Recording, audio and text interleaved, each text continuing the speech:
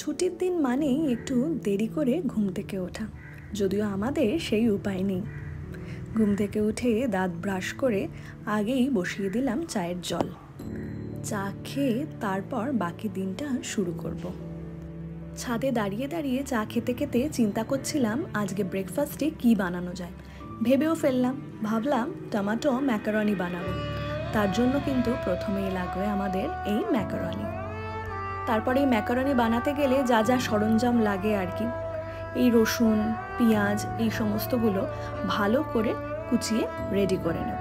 প্রথমেই আমি পেঁয়াজটাকে ভালো করে কুচি করে নিচ্ছি। এরপর আমি রসুনটাকে ভালো করে মিহি করে কুচি করে নেব, যতটা পারা যায় ছুরি দিয়ে আর কি। রসুনও কাটা ডান।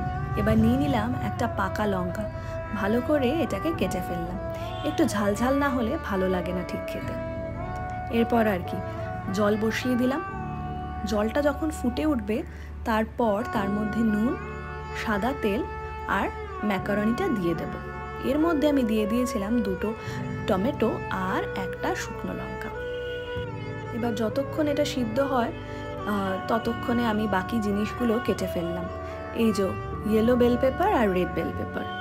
এই চাউমিন পাস্তা আমার ঠিক সবজি ছাড়া খেতে একদম ভালো লাগে না, তাই জন্য ভরপুর আমি সবজি দিয়েছিলাম।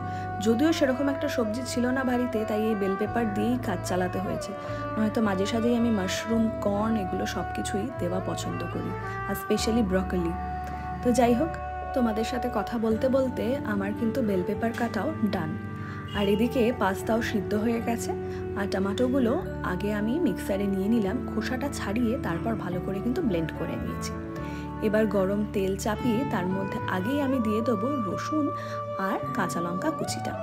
এই রসুন আর কাঁচা লঙ্কা কুচির ফ্লেভারটা আমার জাস্ট অসাধারণ লাগে। তারপর দিয়ে দেবো পেঁয়াজ আর বেল পেপারগুলো। ইতিমধ্যে কিন্তু চলে এসছে আমার কর্তা মেয়েকে নিয়ে। হ্যাঁ, বাজারে নিয়ে গেছিলো, সানডে স্পেশাল বলে কথা আর কি। এবার এই বেল পেপারগুলোকে দিয়ে কিছুক্ষণ নেড়ে নিই এই টমেটো পেস্টটা আমি দিয়ে দেবো।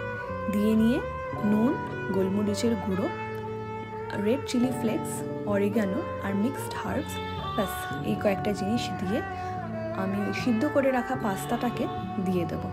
ব্যাস আর কি, ভালো করে মিক্স করে নিয়েছি। এবার তোমরা তোমাদের পছন্দ মতন চিজ দিতে পারো। আমি এখানে মোজারেলা চিজ দিয়েছি, আর তোমাদের যদি মনে হয় এর মধ্যে হোয়াইট সস মেশাবে সেটাও তোমরা মেশাতে পারো, একদম তোমাদের পছন্দ অনুযায়ী।